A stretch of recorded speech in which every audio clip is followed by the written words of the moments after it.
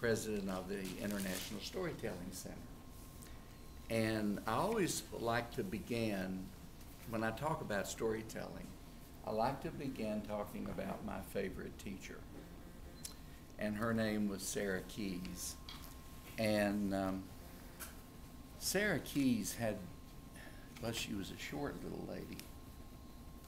And she had the greatest smile, and she had eyes that just sparkled, and she read to us each day when we were it was the 8th grade. She read from a book called Miss Minerva and William Green Hill. Some of the people familiar with that book. It was her favorite book when she was growing up, and at about that time it was written, like early 1900s. And she read from that book, and we learned all about Pill Jerk Peter and John Wilkes Booth Lincoln and all the kids that grew up in that area, Miss Minerva, of course. And I always scooted my chair out into the aisle to watch her read. And one day, well, it probably confused her, because she wrote my mother a letter. While I was sitting there listening to her and watching her read and watching those eyes sparkle and seeing her head just bounce above the book, she was probably wondering, what is he thinking? What's going on? Well, she wrote my mother and said, "Dear Mrs. Smith, each day that I read to my students, Jimmy scoots his chair out in the aisle and watches me read. I think he has a hearing problem." Well, my mother was horrified. 13 years old, hearing problem already. She took me off to the hearing clinic. And the problem was that I didn't have a hearing problem, Reggie. I had a story problem. I had a story problem. I was 13 years old. 13 years later, I was teaching school myself. I was a journalism teacher at Science Hill High School in Johnson City. And I was with some of my students. How many have taught journalism? Anybody in your journalism? You ever taught journalism? Well, you got to put the school newspaper out, It's got to come out at least once every quarter or once a month. So we put out a monthly paper. We were on our way to Elizabethton to print the school newspaper. And we turned on the radio, and we were listening to a storyteller named Jerry Clower. Everybody, few people nod. Does most everybody know Jerry Clower in the room from Yazoo City, Mississippi? New Yorkers wouldn't. Okay. Well, that's the truth. When I'm above the Mason-Dixon line, they look at me like, well, who the hell is he talking about?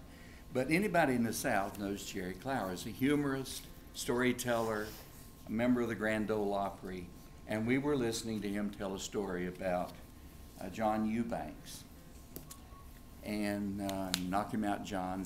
One of us has got to have some relief, and that's the way it goes. And we were laughing, my students and I, nudging each other, kind of slapping our knees, and I turned to them just at that moment, and I said, wouldn't it be nice if we could bring storytellers to Jonesborough, storytellers like Clower, to tell tales together? Well, you know how ideas just kind of slip away. Well, that one slipped away for a while. But 2 months, maybe 3 months, our town at that time, now that was 1972, was a dying southern town. And we were getting ready to restore the town. What you see today is what you would not have seen that 40 years ago. But what you see today is our efforts of 40 years or longer of restoring and preserving Jonesborough. So we were in desperate need and doing a plan for a restoration project. And we were looking for 4 seasons of activities. Something that we could do on a regular basis that would celebrate our history and our heritage. And so I said, well, why not a storytelling festival? Well, when I said that to the first person, he said, well, you know, what in the hell is that? What are you talking about? And I said, well, you know, we do a festival because we do Jonesborough Days every July during the fourth celebration. And we all are storytellers. We all live our lives through a network of stories.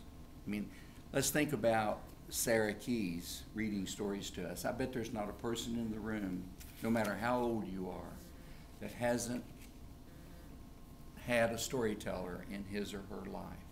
A teacher, a father, a mother, a grandparent. We've all lived our lives through stories and narrative. And so they said, you know, that sounds like a pretty good idea. Now you go out and do it. You know, when you suggest something, you end up with a job. But it's been a blessing, Reggie. It's been an absolute blessing because without any manual, without any how-to guide, without any book of instructions, we rolled an old wagon into the shadow of the courthouse, an old farm wagon, on just this side, on the western side of the courthouse, right here in the center of town. And off that wagon, we told stories. And it was special. And we knew that we were going to do it again and again. And in fact, we couldn't find any other event like the Storytelling Festival. We later learned that this festival was the first storytelling festival devoted exclusively to the art of storytelling anywhere in the country. So I was trying to figure out what to name this event. And I used to do some courting down around Bugaboo Springs down here. And on my way out to court, I often wondered about that spring and the stories, all manner of stories that would go on there.